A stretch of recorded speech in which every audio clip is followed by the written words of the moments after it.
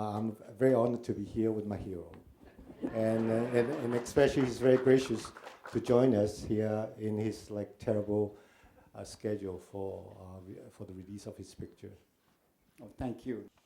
I've seen the picture a couple of times now, and I thought it would be interesting if you were able to give us a sense of, I understand many years of preparation for the picture, and the archives, the interviews you did, the traveling to set the scene for how long it took to prepare. Because the film is basically follow the life of Ip Man, and actually it went through so many different periods in the early time of our republic, and I have no ideas about martial art because I'm a big fan of martial art, but I never have actually a chance to practice it. So to be able to understand his world, and it took me 3 years to travel across the country, to doing interviews, to attend demonstrations. I think I've interviewed more than like 100 masters. In terms of your choreographer, Wai Wong? Yeah. Could you tell us a little about working with him? And I can't imagine working with the actors, the fight scenes with the actors, the training the actors had to go through. And what would a normal day or a week for one of the actors, for Tony Leung? Well, basically, they are very fine actors, Tony Leung, Zhang Ziyi, and Zhang Jun. But the problem is they never practiced martial art before. But when you look at this film, this character is like when we know the life story of Ip Man, he's not actually trained to be a fighter. He was from a very privileged class, and he's actually a very elegant person. So we have to ask someone like Tony Leung to play these characters instead of looking for an action star.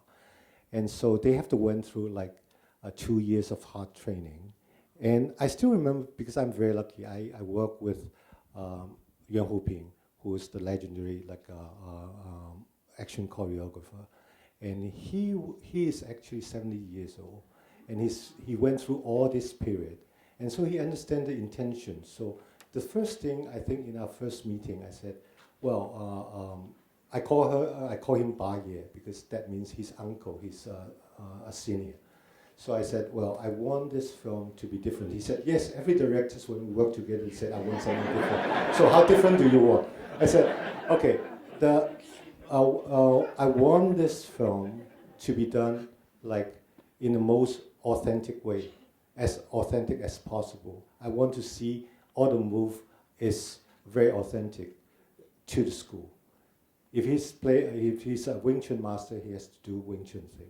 So it's not going to be, there's no wire, there's no flying. So, and he looked at me, he said, are you serious?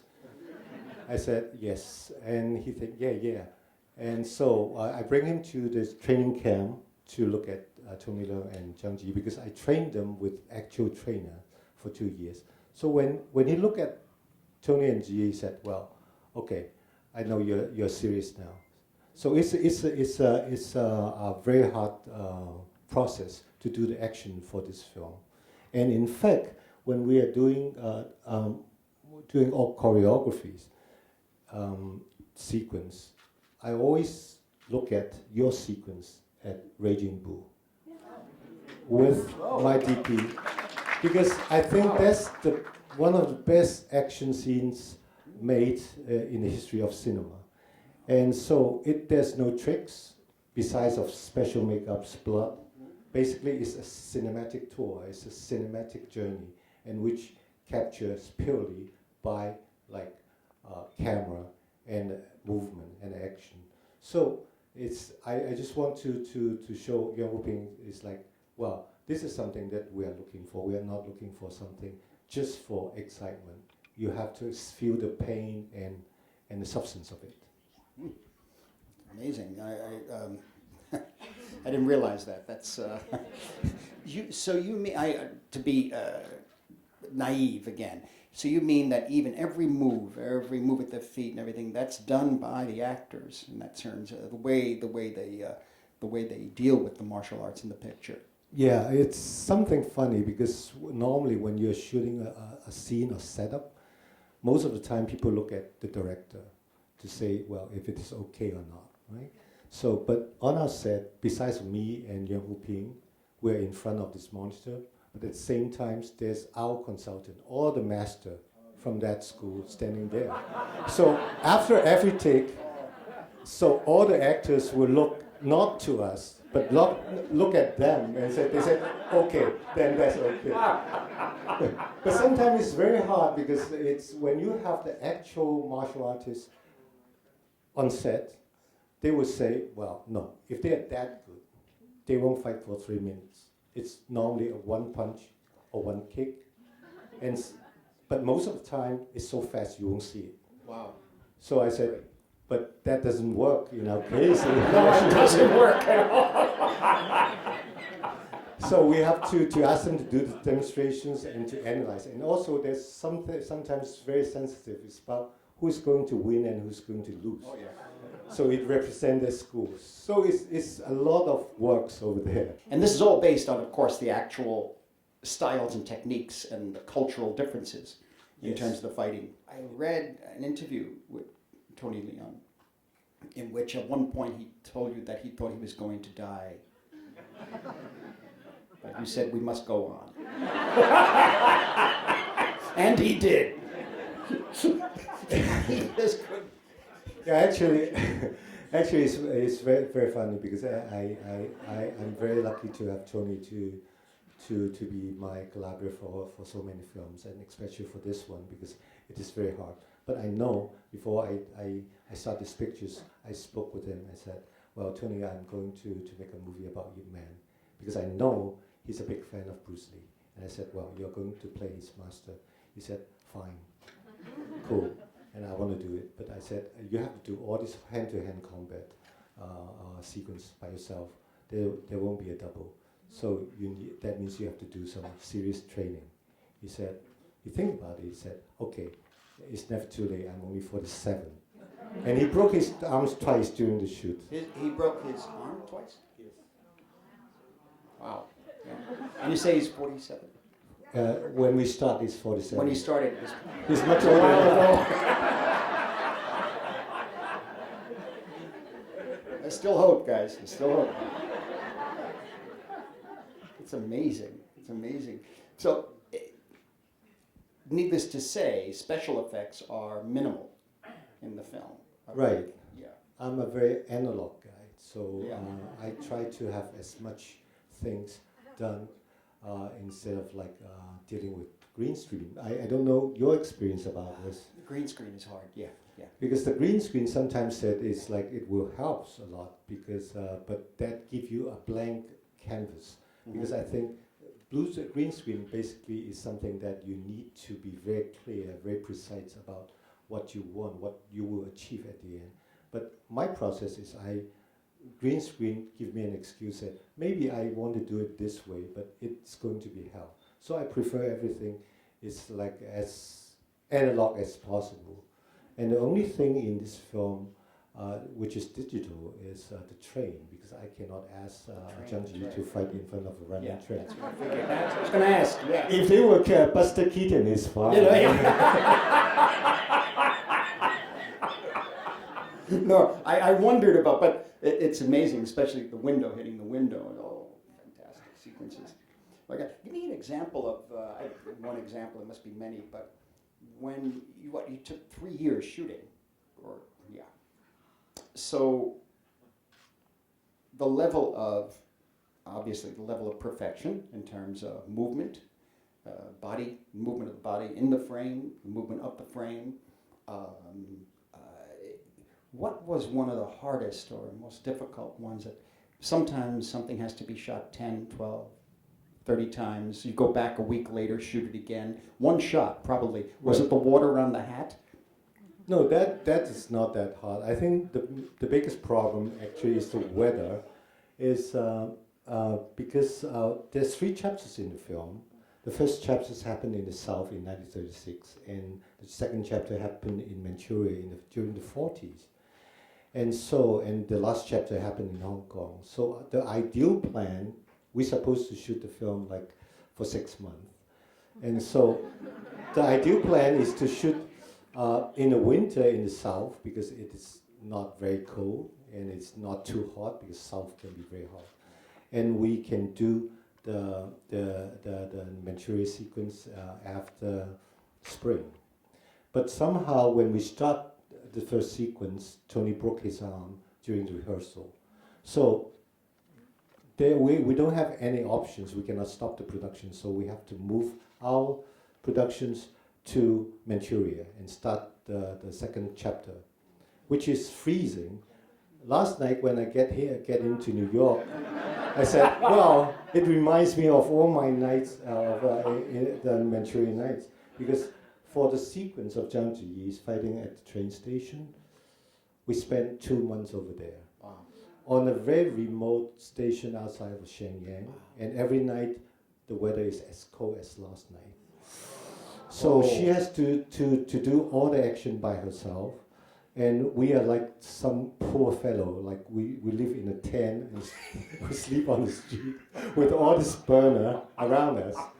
And you being at once, well, we are looking at the monitor, we're very focused, but somehow I smell something. I see his coat, because he has a very big coat, and it's getting smoke.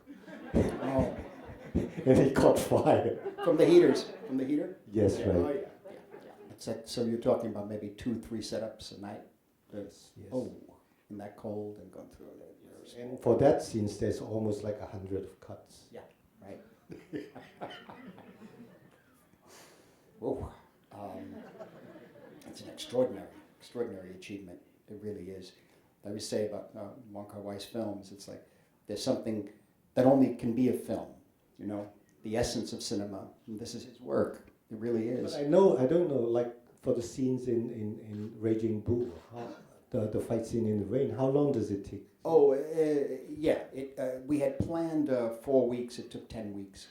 And then we did the scene where he gets beaten by Sugar Ray. That was maybe 2 setups a day. Right. Yeah. The same thing. Same thing. Yeah. It's very time consuming when you're doing action. Yeah, that sort of action. And very often we had to use slow motion because we couldn't see the fist going by. Right. We couldn't see it went too quick. Yes. So they said, oh, he's using slow motion. I said, at least we could see it. You know, we could see the action, what's going on, you know. And my problem is different, because I can see, that means they are not very fast, because they have so many coat on. So sometimes we use slow motion because now it seems like, well, it's very powerful. Yeah. In terms of the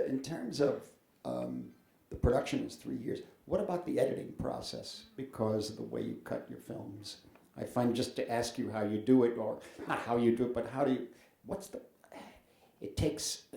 length of time it took? How you work? Do you work every day at it? Do you work with the editor? Yeah, because I think my process is more or less like yours, because you work with Thelma. With Thelma, yeah. Right. Yes, who's I consider like the one of the best editors in our generation. Definitely. And so, and I work with William, my production designer. Yeah. So basically, we shoot the scenes, and then he cut at the same time. So, but the thing is, he always do scene by scene. It's like individual pieces. Yes. So I'm the one who at the end put all these things together, and then we will do all this fine tune afterwards. Oh, it's fantastic. Right. But what was the length of time for the editing on this?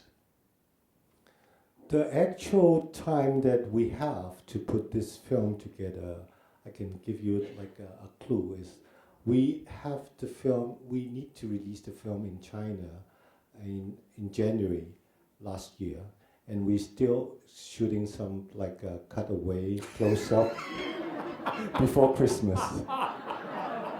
Excellent. No, I've been in that position. We've been in there, yeah. We just did with Wolf of Wall Street. I delivered the film 2 days before. That was it. I think they wanted it on November 18th. I gave it to them on the 19th. I just couldn't do the 18th. I couldn't. I'm not getting on the 18th, you know? Yes. We just get the 19th. That's it. We just want to make sure.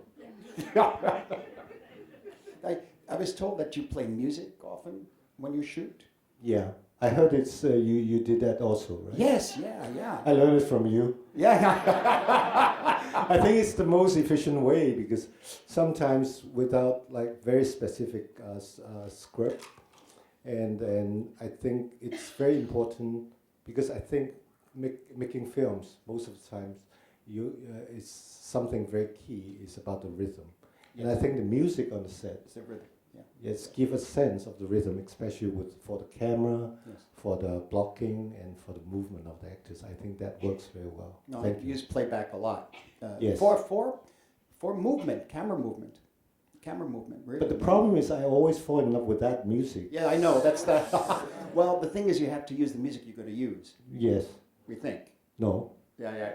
So, In other words, I always try to get them after we finish the film, and then it's nightmare, you know. yeah, I know. Yes. I know. Well, we started this kind of years ago. We started it in a kind of naive way. It was just we were able to get the music, let's say, in mean streets, and it cost a lot of money at that time, but nothing to what it is now. Right. I think we were able to afford 5 or 6 really key songs, and I did play back the music, but we knew those were the songs, and the producers started working on getting some sort of a deal, and they did it. That was 1973, though, and within 5 or 6 years, that changed completely. Today is really hard because Ridiculous. it's become so expensive. Yeah, I found on Wolf of Wall Street that there were a couple of cues that I had, and it's almost a 3-hour film. There's music from wall to wall, and there were a couple of places that I happened to use by accident because we were shooting so fast. We were getting,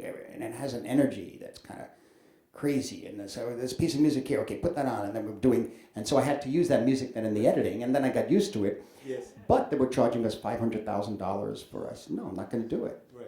And so I had Then to. what are you going to do? So I had that. In those cases, I found other pieces that were.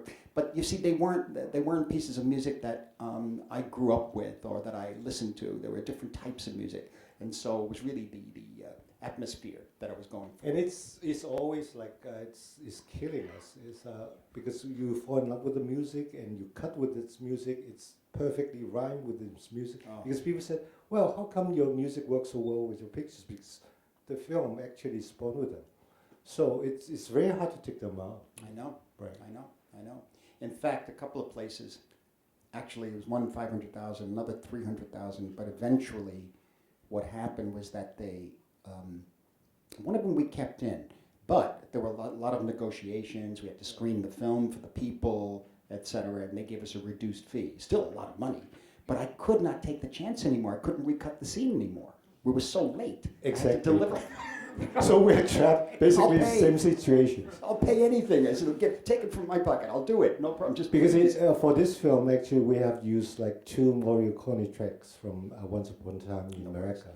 And because I play that on set, so it's very hard for me to replace it.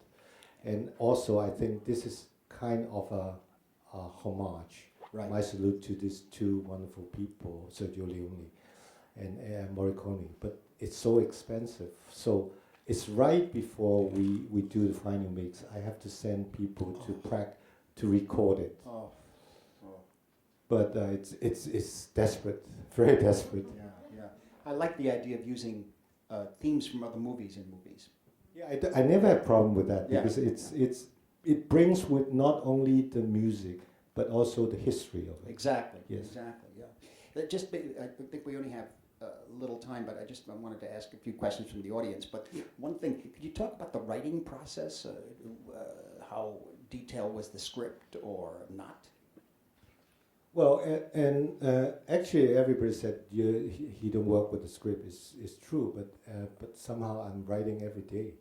So basically, it's like I have a frame of the story, and I keep changing because I can see what the genesis of the characters. I can see like Tony's going this way, and Gong actually is going that way. I don't know your process, but my process is always I start from the character first. Yeah, me too. Yeah. And I also start from their physical presence.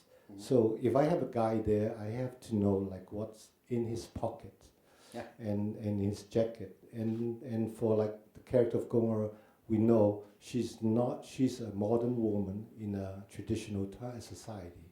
So her outfit basically is not purely Chinese. He has some elements in it. Excellent. Yeah, Right. yeah. That's beautiful. I guess we have time for a few questions. All right. Go ahead, sir. Yeah. The question was about, it was about Peter Jackson and James Cameron talking about high frame rates. And the gentleman said that in this film there were some wonderful effects just from lower frame rates. Yeah, because we sometimes shot with like 4 frames per second and 8 frames per second, and we print it, double print it.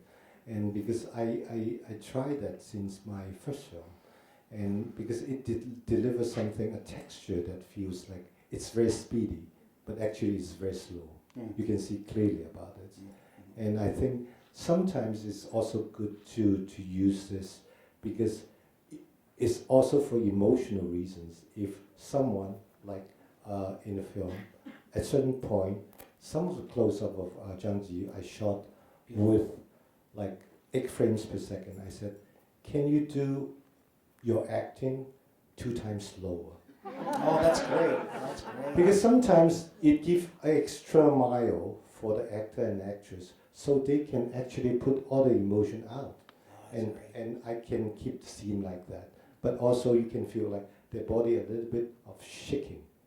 And that's something that I normally do for a moment like this. So that's extraordinary because you do feel it in our close-ups. It's quite amazing, especially the big scene. But it's very funny to look at because you see these 2 persons like drinking teas like this.